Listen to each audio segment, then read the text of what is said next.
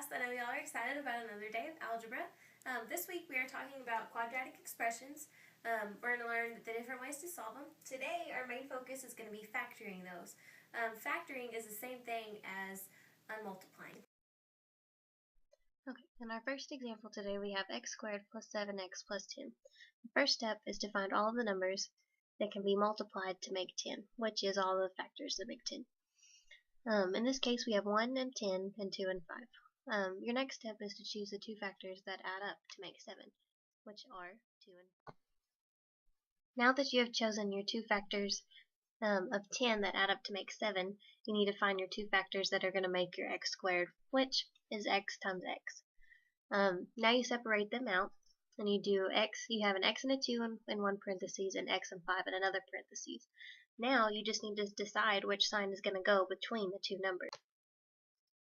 The next step is deciding which sign goes between your x and your numbers. The trick is to look at what sign is in front of your constant, in this case 10. If it is a plus sign, this means that the signs in your parentheses are going to be the same. If it is a minus sign, then they would be opposite.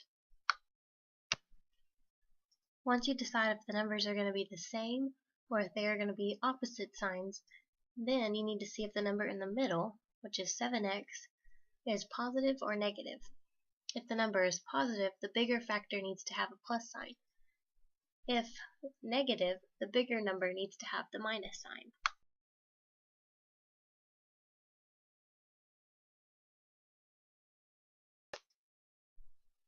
In this example, the number in front of our 10 is positive, which means both of our signs are going to be the same, and the sign in front of our 7x is positive, which means that both signs are going to be positive signs.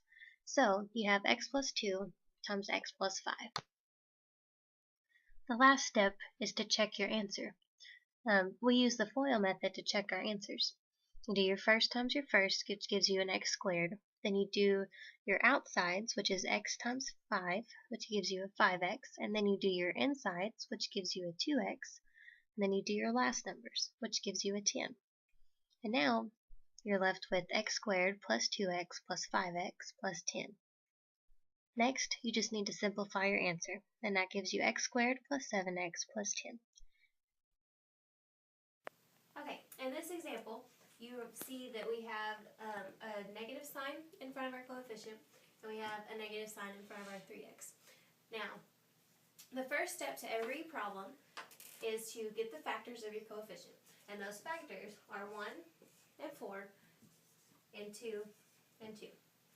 Now, by looking at these signs, we know what we're going to have next to our x values.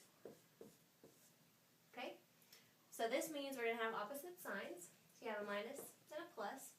Now this one, you need to find the factors that are going to give you 3. And wouldn't that be a 1 and a 4?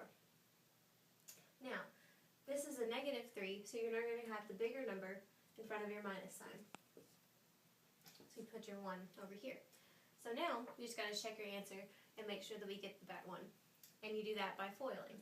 You do the first times your first, which gives you x squared. Then you do your outsides, which gives you plus 1x. Then you do your insides, which gives you a minus 4x. And now you do your outsides, which gives you a minus 4.